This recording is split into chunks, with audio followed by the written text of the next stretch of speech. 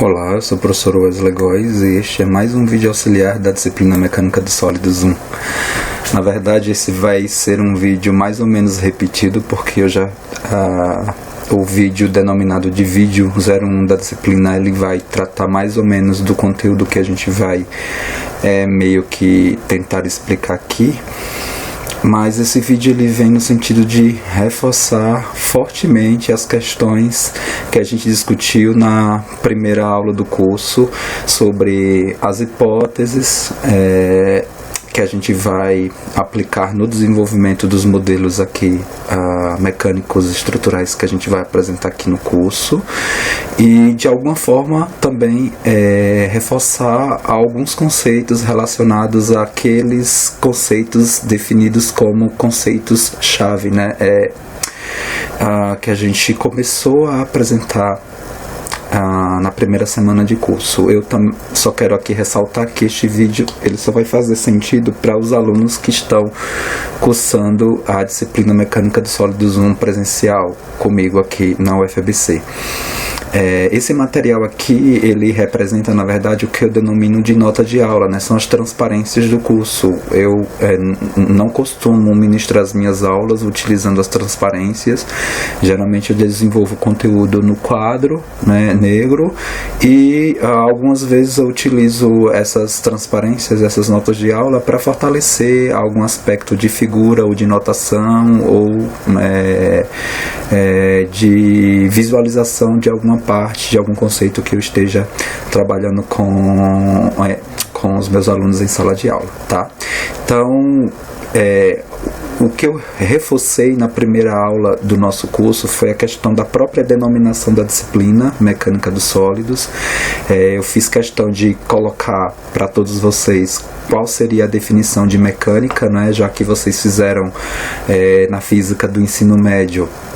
No primeiro ano do ensino médio, vocês tiveram uma parte lá da física, que é uma parte... A parte de física, né, fortemente ligada aos conceitos mecânicos. Aqui na UFABC vocês tiveram a disciplina de fenômenos mecânicos, e não faz sentido você chegar nessa disciplina de mecânica dos sólidos sem saber definir o conceito de mecânica. Em sala de aula, né, a gente trouxe um conceito muito associado, né, o que a gente vai discutir bastante, né, no nosso curso, né, mas basicamente a mecânica estuda o efeito, né, de força sobre objetos, que no nosso caso aqui do nosso curso serão sólidos, e esses sólidos no nosso curso terão a denominação de estruturas, né, terá a denominação de estruturas. Efetivamente aqui a gente não vai ter um curso de mecânica dos sólidos formal, né, clássico, que vocês podem, vamos dizer assim, encontrar livros que apresentam vamos dizer assim, uma notação bem diferente da que a gente vai tratar aqui no curso. Na verdade, essa denominação de mecânica dos sólidos, ela vem, eu acredito fortemente, por conta das diretrizes curriculares de engenharia, que define lá esse termo mecânica dos sólidos como um conteúdo obrigatório, tá? Mas na verdade o curso, né, que eles possivelmente retratam como mecânica dos sólidos, é um curso de mecânica dos materiais, um curso de resistência dos materiais, que está dentro, né, da própria mecânica dos sólidos. Mas na verdade a própria mecânica dos sólidos, ela está dentro de uma outra mecânica, que é a denominada mecânica do contínuo. Na verdade aqui a gente começa com a primeira hipótese dos sólidos que a gente vai trabalhar aqui no curso, que são sólidos contínuos. É aquela lógica que a gente desenvolveu em sala de aula, né? É um sólido, né, por menor diferencial de volume que eu pegue desse sólido, ele vai estar totalmente preenchido com diferencial de massa. Se eu fizer a passagem ao limite, eu transformo esse diferencial aí num ponto. Eu caracterizo o meu sólido por infinitos pontos. Eu posso associar um sistema triortogonal e, né, na verdade, caracterizar as minhas variáveis de interesse do problema, né, da mecânica dos sólidos, que é a determinação de tensão, deformação e deslocamento, né, em qualquer ponto do sólido a partir de funções contínuas. Dentro da mecânica dos sólidos eu tenho, né, a elasticidade, a plasticidade. A elasticidade sendo caracterizada pela recuperação, né, da deformação que foi imposta a uma estrutura quando de uma aplicação de uma dada força ao retirar essa mesma força, e a plasticidade como uma característica de você não conseguir recuperar, né, toda a deformação que foi imposta quando da aplicação e retirada de uma dada força na estrutura, né? Pegando mais fortemente, né, elementos da elasticidade e um pouquinho da plasticidade, a gente pontua o nosso curso aqui, que é um curso de resistências dos materiais, mecânica dos materiais. Mas vamos dizer assim, o objetivo desse curso de mecânica dos sólidos 1 da UFABC, ele está dentro da lógica de um objetivo mais geral de um curso de mecânica dos sólidos, que é dar para você a noção de como quantificar, né, o tensor de tensão e de deformação em uma dada estrutura no viés bi e tridimensional. Mas aqui, na verdade, a gente não vai fortemente se concentrar nesse tópico. A primeira parte do curso, ela na verdade é uma revisão de estática das estruturas, e só na segunda parte do curso a gente vai efetivamente trabalhar com esses aspectos. Nessa próxima lâmina aqui a gente tem, vamos dizer assim, um passo a passo de como a gente vai tratar, né, aqui os nossos problemas, né, como a gente vai aplicar soluções para esses problemas da mecânica.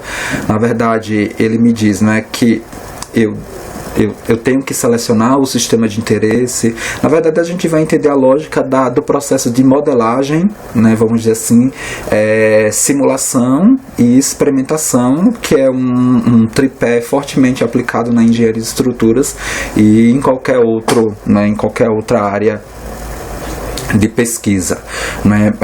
Muitas vezes, ou na maioria das vezes, você define modelos. Esses modelos são simulados no computador, e para avaliar vamos dizer assim, o grau de representatividade desse modelo, muitas vezes você desenvolve experimentos em escala real ou em escala reduzida, no sentido de enxergar a confiança desse modelo. É basicamente isso que a gente trata aqui. Então, no caso da mecânica dos sólidos, né, o problema em si é um sólido que vai ter uma denominação de estrutura, e o objetivo deste problema é um corpo sujeito, né, a um conjunto de forças, a gente conseguir quantificar em todos os pontos desse sólido as tensões, as deformações e os deslocamentos. Por que isso é importante? Dentro daquela lógica também que a gente comentou no nosso curso, da diferença entre mecânica dos sólidos e fenômenos mecânicos, né? Tanto quanto mecânica de sólidos quanto fenômenos mecânicos, vocês vão ter elementos para fortalecer a questão da construção dos modelos. Mas, diferentemente de fenômenos mecânicos, aqui em mecânica de sólidos você vai ter que tomar decisão de engenharia, obrigatoriamente, tá? Enxergar se o sólido ele vai se deformar fortemente, ou vai quebrar, ou vai a partir de uma dada aplicação de força, né? Ou vai instabilizar, né, vai flambar. Essas coisas a gente vai discutir ainda no curso. E essas decisões elas são tomadas com base na determinação desses 3 parâmetros aqui: tensão, deformação e deslocamento.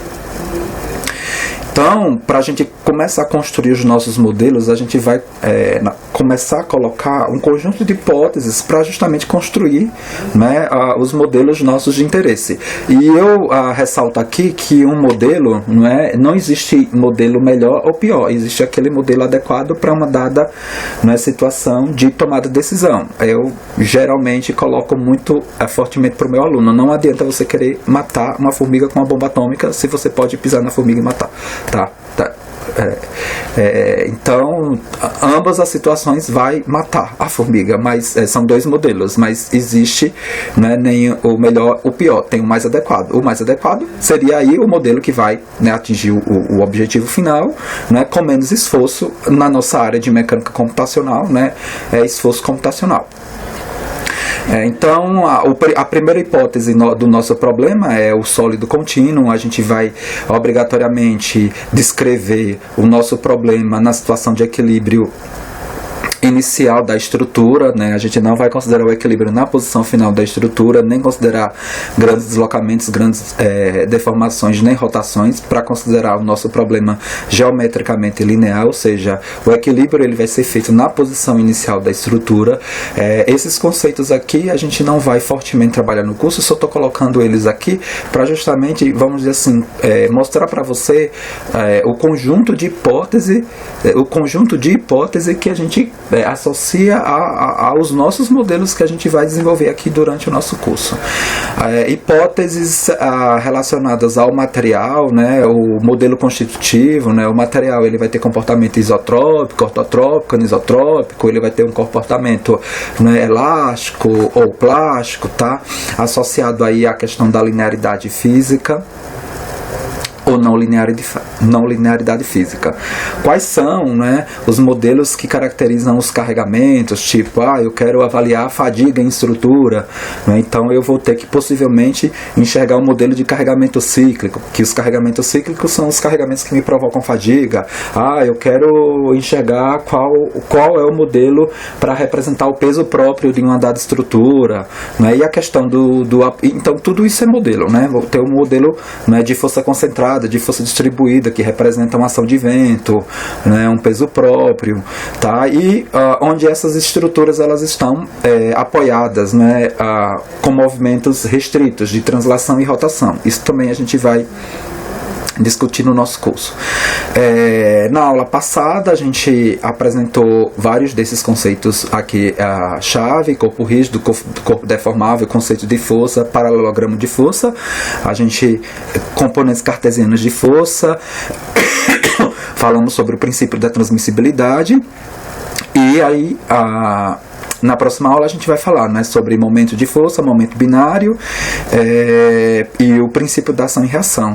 Aqui a gente segue com essa sequência de conceitos chaves, né? O corpo rígido é aquele corpo que as posições relativas desse corpo ele não muda numa situação de deslocamento dado a partir da aplicação de uma dada força, ou seja, esse elemento aqui, AB, desse sólido aqui, ele tem a mesma dimensão AB nessa nova configuração. Já um corpo deformável não, né? Existia uma variação, vamos dizer assim, de forma ou de volume aqui, né, na mudança de configuração desse sólido, dessa posição para essa posição aqui, que eu chamo, né, de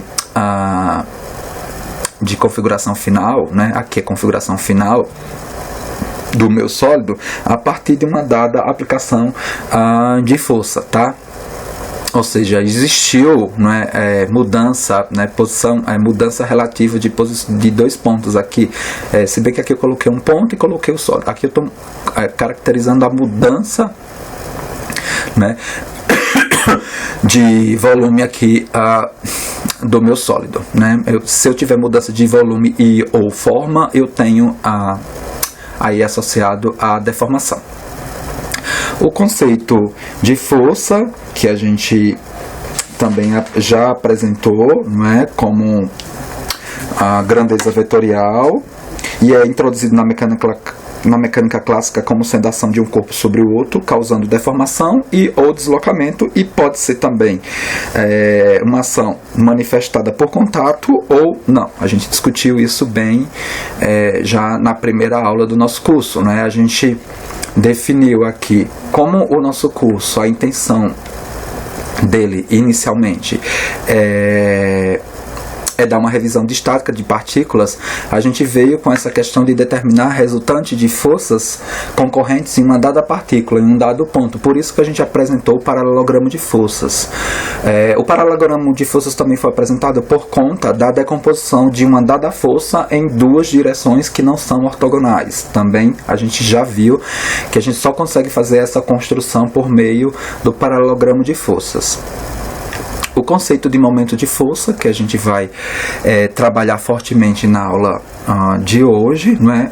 Ou seja, uma força aplicada num corpo, né, rígido ou deformável, mas um corpo extenso, ele tende a deslocar e a rotacionar esse corpo em relação a um eixo que não passa, né, pela a linha de ação da força. Então aqui nesse sentido, veja, a tendência aqui com esse mecanismo é de girar, né, esse tubo aqui em relação ao próprio eixo do tubo.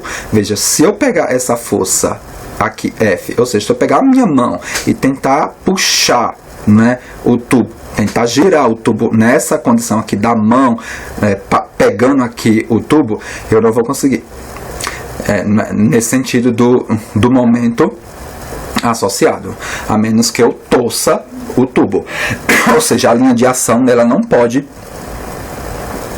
passar no ponto ao qual eu quero enxergar essa tendência de giro em relação ao eixo que passa pelo ponto. Então, aqui a gente destaca uma situação de força contida nesse plano aqui marrom, e a intenção é enxergar a tendência de giro que essa força me produz em relação ao ponto A. Na verdade, em relação ao eixo OO, que passa por A e é perpendicular ao plano marrom aqui.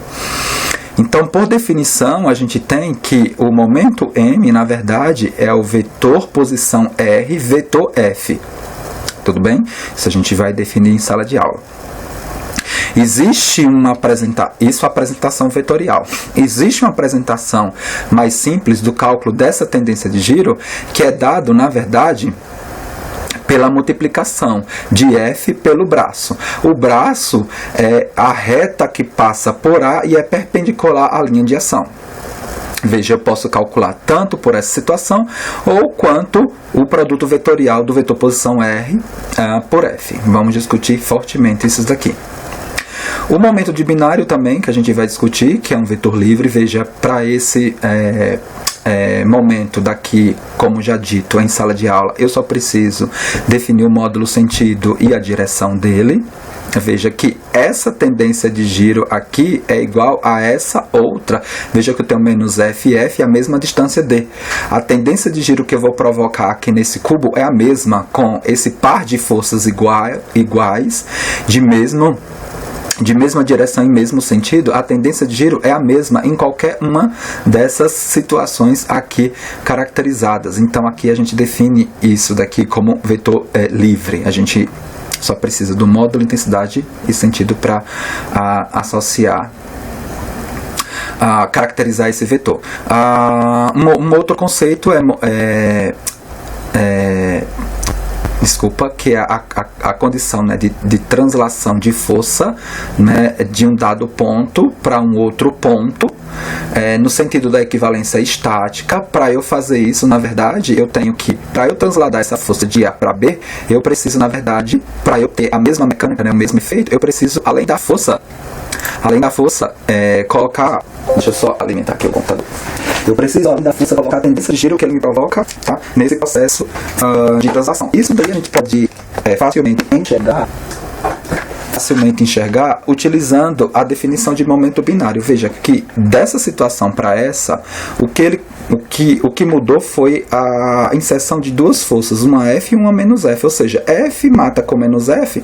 Então, na verdade, aqui mecanicamente eu não estou mudando a representação, ou seja, a mecânica que vai acontecer aqui é a mecânica que vai acontecer aqui. Mas veja que F menos F, por definição, é o que? É um binário.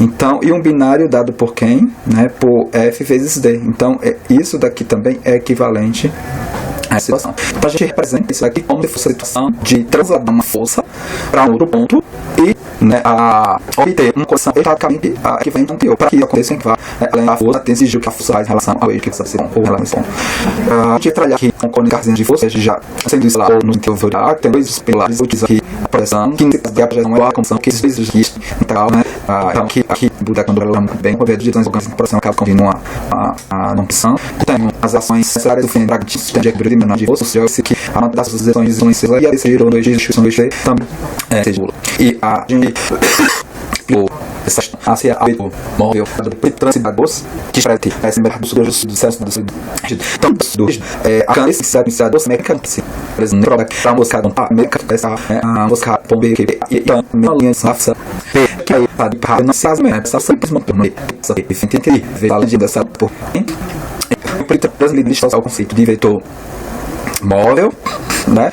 E por fim, a terceira lei de Newton, representada pelo princípio da ação e reação, que vai ser fundamental no processo de construção dos diagramas de corpo livre, tá? É com esse princípio que a gente vai conseguir enxergar, né, a construção de diagramas de corpo livre para aplicar, né, esses diagramas no processo de resolução dos nossos problemas aqui da disciplina Mecânica dos Sólidos 1, tudo bem?